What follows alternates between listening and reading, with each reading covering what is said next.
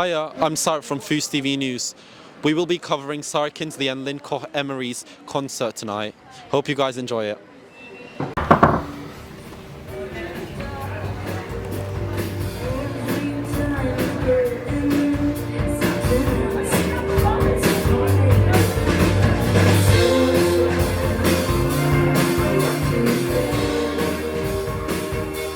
I am here with musician Linn Koch-Emmery today, who just performed at Band on the Wall in Manchester.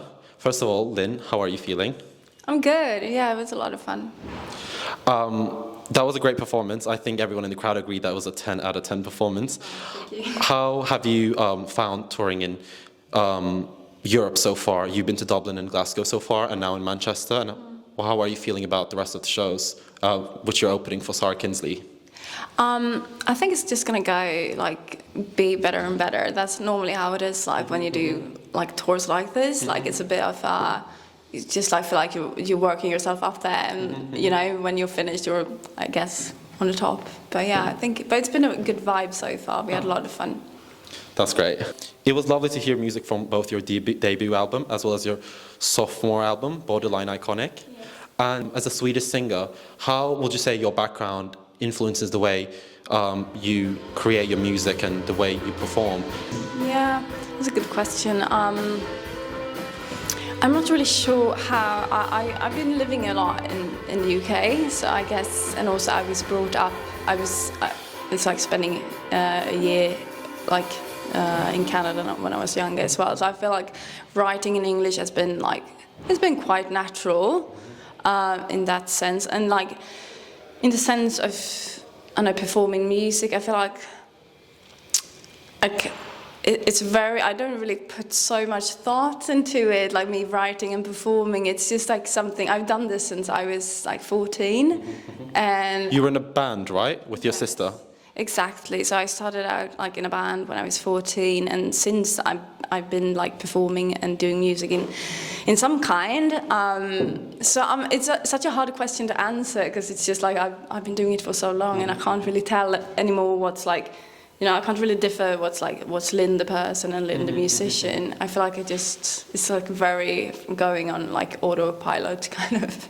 So music has kind of become the part of your identity that you can't separate it from other features of it. It just forms you as a whole as well. Yeah, exactly. I feel with music and performing music, writing music, it's really also probably the part of me where I feel most as myself. I'm really content and I do feel my most authentic self when I'm performing and writing music. So yeah, I guess that's just my element.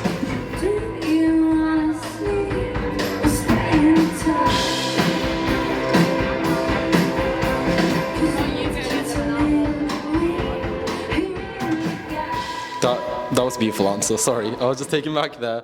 That is I feel something a true artist would say personally. I would like to ask second question. You're a Swedish Grammy nominee artist for Rock Album of the Year. I wanted to ask, there's this in 2024 especially, there's this predominant conversation about genres with its cons and with its pros, about how it categorizes music, but at the same time it does put it in a kind of a box. How would you say that you kind of approach music and create it when you're experimenting with different genres? Yeah, well, I think rock music has always been my foundation. Yes. When it comes to artistic vision and creativity. I fell in love with rock music when I was a child. I feel that's really been that's been my first true love. I still love guitar rock, and I love and that's also the one thing I know. I feel when I write music, I write all my music on my guitar. That's just how I work really with songwriting. With that said, I do listen to a wide range of different kind of genres and music, and that would be weird if that didn't show in my music as well. And I always been a sucker for pop music. Well, obviously as a Swede, ABBA, etc. I grew up with that thing, so I think that would be just natural for those kind of influences to also kind of find its way into my music. So yeah, and I I think the indie side is like I think my music is like rock music, but it's leaning a bit more to like the emotional kind of poppy side of it sometimes. And I think it's just like the answer to that is like it's just like I'm literally writing the music that I prefer listening to, and I love the coolness of rock music. I love like how it sounds. I love like the confidence, etc. in it, but I also love like the vulnerability in certain other like genres and aspects. And I just like I'm a sucker for combining those elements really.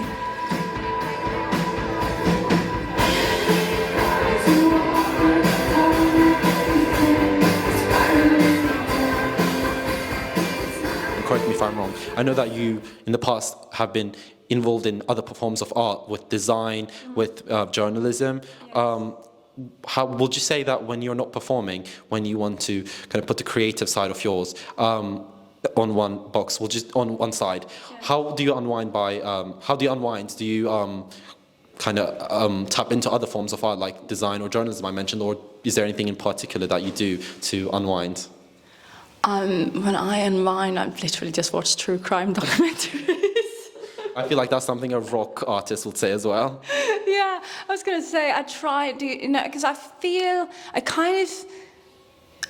I love the art. I did paint a lot earlier as well. That's why, like, literally my way into was photography and painting, into the arts, and I still do that a lot.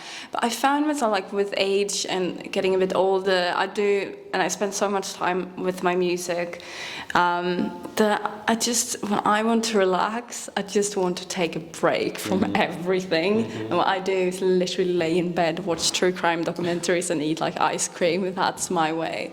Or, I just like find like since also after releasing this record, since I've been listening to so much music, I don't think I've been listening to music in like a couple of like past months, except my own. So I think that's also a way for me to kind of get some distance to stuff. I found myself being quite tired of music lately, except though performing. So, and I think that's just a nice. To me, that's a way to get like some distance from the music, and I know I will get back there and I'll find music that is going to inspire me and that I will listen to. But at the moment, I'm just really, it's nice not having music 24/7 on your brain. Yeah, no, that was a very coherent answer. I'm just taken back by the fact that you said that you do not listen to much music other than your own, of course, in this process of making the new record. Would you say that in some part of your head, though, subconsciously, you're probably still thinking of music, though? Probably still a part of you. I think of music all the time. Like, since it's like my job and what I do, it's like it's always in my head. And I think that's also why whenever I take a few hours off or when I come home at night, it's just like nice to not think about music and arts and actually crafting in general. I think it's nice. I think, and that's also something that's come like with age, to be able to just like let go of that kind of like creating mode for a few hours. And I enjoy not being like, just like to actually don't do anything. So.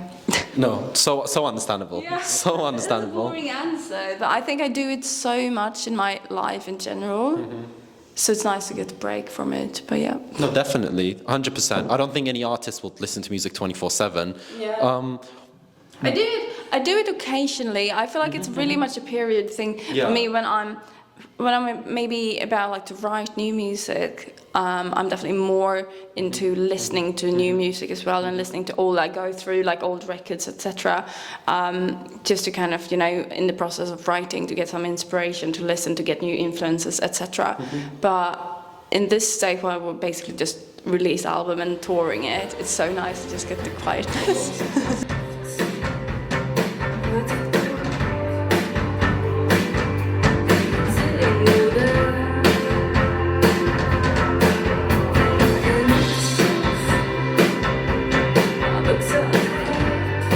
What would you say that your goal as an artist or within your music is in the next couple of years? I just want to write a really good album again. Like, I want the next album to be even better. Like, I always want to up myself. I always wanted to be better, and I want to figure out next thing. And I'm kind of excited to go back from tour and be able to sit down and actually take in, like, so what do I want to do next? What do I feel like? I'm excited for that and see what the next step will be, like, musically, and that means a lot to me, to being able to do that and being able to figure out, like, next direction and write new music. That's going to be a lot of fun. I guess that was all my questions. Thank you so much. I'd like to also ask, is there anything you'd like to say to just, like, students, just people in their 20s, my age, to University of Manchester students through the University of Manchester TV? Any last words that you'd like to say? Yeah, I don't know. Like, I'd say one thing that you can't say enough is really, like, trust your gut. That's one of the things. Like, growing up, I feel like being a bit older than maybe your age, it's like just trust your gut and really trust your instincts in everything in life, general. Like pursuing dreams, career, whatever. It's just like, you know, listen to you. Like, you got the answer. You know, most people have that, like, somewhere deep inside you always have the answer, and I think that's just like trusting that. That's probably what I want to kind of highlight. That is so real. Thank you so much. Thank you. That was Linn Koch-Emmery interviewing after her performance at Band on Wall. This is FuseTV. I'm Sarp. Thank you so much for watching.